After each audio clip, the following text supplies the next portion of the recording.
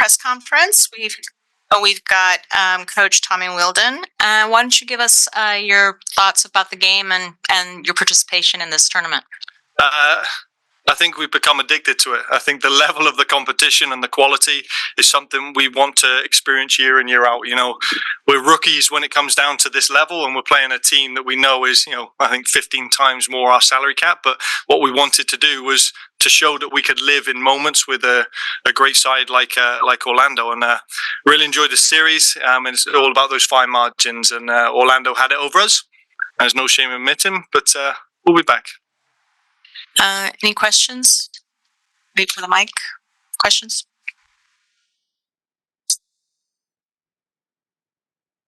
You want a mic?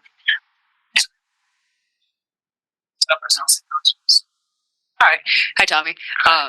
Just you're talking about this.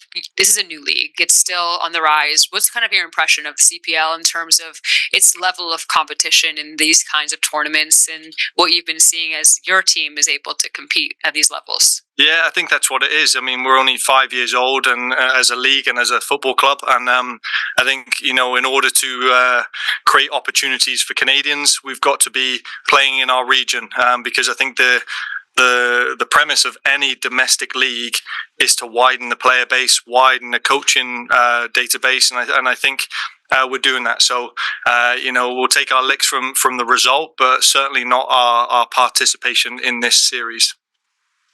Any other questions in the room? No? We'll go to the questions on Zoom. Moses, you'll be first.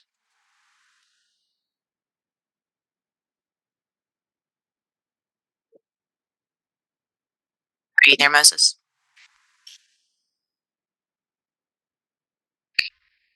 No? How about Todd? Hello? Hello? Moses? Yep. Perfect. Yeah, I just need to be on mute. Hello.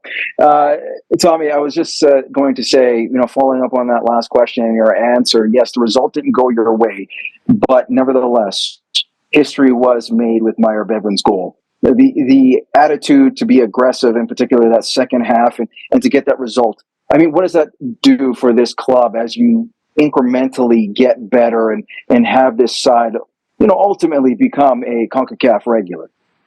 Yeah, look, we had a choice in the second half. Like we strategically, we wanted to frustrate them in the first half with an extra defender, and often at times we were in a back five. And then second half, we wanted to unleash with more attackers and have a go because it was 0-0. We thought, right, one, we wanted to make history with our first goal. Two, we wanted to get a result here, and then 1-1. We've gone again. We've gone attacking. I think even right near the end, we brought on, Lucas Diaz. We brought on Leighton Brooks for their debuts. All attack-minded players. And with that, you're going to get a counter-punch from a quality side. But, the 2-1 goal, I mean, there's not much Marco can do about it. It was a great finish.